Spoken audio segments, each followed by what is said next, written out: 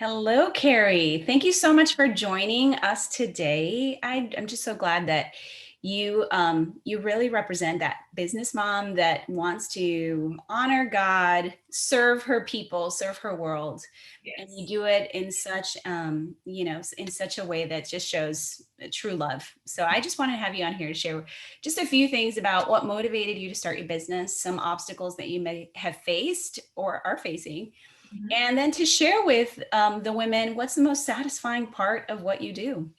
Yeah, And so you can answer those in any order that you wish. perfect. Well, thanks for having me. I really appreciate this opportunity. And I love sharing about this because I feel like there's so many people out there just like me that maybe want to do this, but seem really overwhelmed by the idea. And just, I love hearing other people's stories, honestly. So, just going to dive right in. What motivated me to start my own business?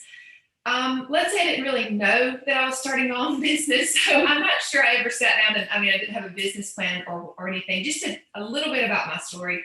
I'm a pharmacist. I'm a traditionally trained pharmacist. And so when I went to pharmacy school, got out and started working, I never thought I would do anything different because I had student loans. I had a good paying job. I was a breadwinner for our family. And so I just thought, okay, I'm going to retire when I'm 45 or 50. And that's just how it is. And so, although really what kind of prompted me to even start thinking about anything different was just my own health and my family's health. So I've been working in pharmacy since I was 16. And between the time I was 16 and the time I got out, the prescription count per person had went up dramatically. And I think I remember one day I was sitting at work and I was verifying prescriptions and I had this, it was like a never ending list. And I actually stopped and counted, and it was 30 prescriptions that I was verifying from one person. And I think it was in that moment I was like, what am I doing? And I wasn't yet a mom, but I was actually pregnant at that time. And I just thought, I spend so much time and effort on this job and I want to do my best, but yet I just felt like God was saying, or do you really want to spend the rest, your 20 years, the rest of your career just doing this? And I thought, no, I don't. And I think that was the first time that there was a little thought there. And so long story short, I just really was more interested in natural things, and God brought essential oils into my life. And that's really kind of what got my business started. Mhm. And then it's kind of evolved from there. But that was what motivated me to start my own business because I feel that the healthcare system is sort of broken. And so I want to help people take care of themselves in different and natural ways. So Yeah, that's kind of what motivated me. that's amazing. And I want to highlight the fact that you heard that voice. You heard that soft voice that was asking, "Hey, Kari, what would you like to do? Yeah. I know you picked doing this, but do you want to change paths? Is there something else? How do you Right. feel about doing this for like it's just God being so cool that way that he just say, "Hey, I'm noticing there's something inside that's stirring that's maybe you weren't like you were saying something didn't align with your value." Right. That That, yeah, so that just him highlighting that and then giving you the choice mhm. to switch paths. That's just really cool. I know. I love that we do have a choice, but sometimes we don't think we have a choice, let's say. I really didn't think I had a choice, but God was saying, yes, you do have a choice and you don't have to do this. And even though kind of the next question that you had asked, what are the obstacles that I face? One of the biggest obstacles that I face is that I could never see myself doing anything different.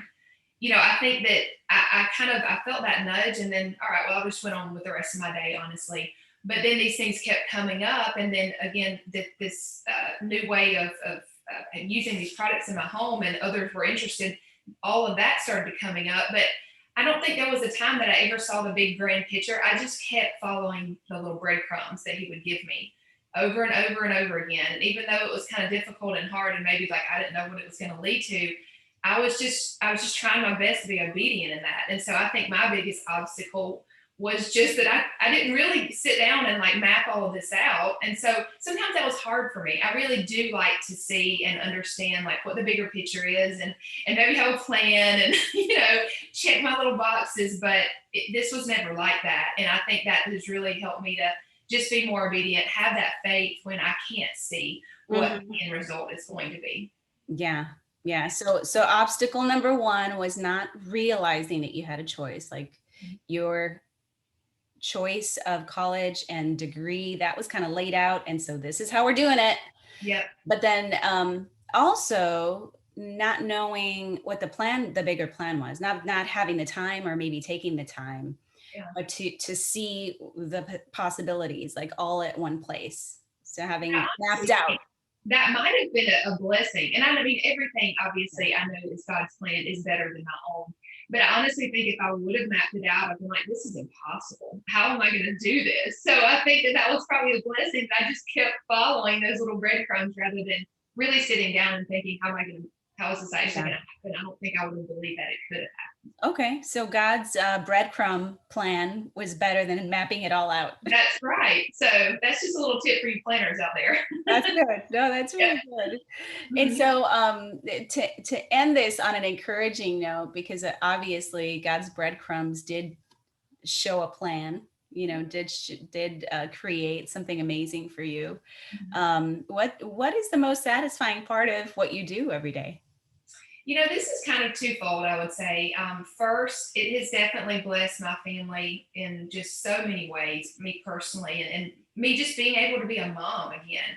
When you work 9 to 5, I mean, I would just always think about all the things I was going to miss. I would not get to pick up my kids from school. I would not get to maybe go to some of their activities, just all these different things. But again, I just thought that was the way that it was. And so this has allowed me to do what I love for my home. We're talking about a home-based business here. Never thought that was possible. I absolutely love being home. Like I guess you consider me a homebody. I just love that I get to work in my home, get to go in there and fix my meals and not have to take all my food, because that's what I used to do, is have to, do all that in advance. So I just love working from my home, and I love being more available for my kids and even my husband to do things around the house.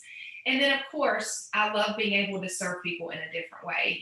I just have so many people that have just found no hope in the medical system as it is, and then the diagnosis that they've gotten even, and just the fact that I can provide some hope there. And I can shine the light of Christ as well. I pray for my clients all the time. I just try to point them any time that I can to Him, because obviously He is the ultimate healer. So I just love that it's basically my ministry, it's my business, and I don't think it gets any better than that. So. Yeah, no, I agree with you. Where ministry and passion and profession meet. I mean, that's just a beautiful way to show God's purpose. Yeah. His name's being glorified. You're blessing His people, using your gifts and talents just like in a different way. That blows my mind that you're able to do that, and from home, and you get to do it from home. You get to love on your kids. Right. And eat from your house and enjoy your family and be available. That's just something that it's hard to quantify. That's priceless. It really is. I'm so grateful. So if somebody wants to find you, Kari, where should we point them? I do have a website. It's my name, KariCoody.com. I also love to hang out on Instagram. And so it's just my name, Kari Coody on Instagram. So those are the best two places to find me. Awesome. Well, Kari Coody on Instagram and the website, that's where you can find her health and wellness through the use of natural oil. Yes, I just basically it's integrative health. So I use functional lab testing to get to the root of issues. I use supplements, essential oils, lifestyle changes, all those things to help really. That's great. Yeah. Yeah, and if you need her and if you're interested, go find her and connect with Kari or myself. I would love to help you find your own path, be motivated to start your own business, and face the obstacles and get to the point where Kari is, just reaping the benefits of being courageous and taking that step to starting your own thing. Thank you so much for joining me today, Kari. Appreciate you so much. Thank you.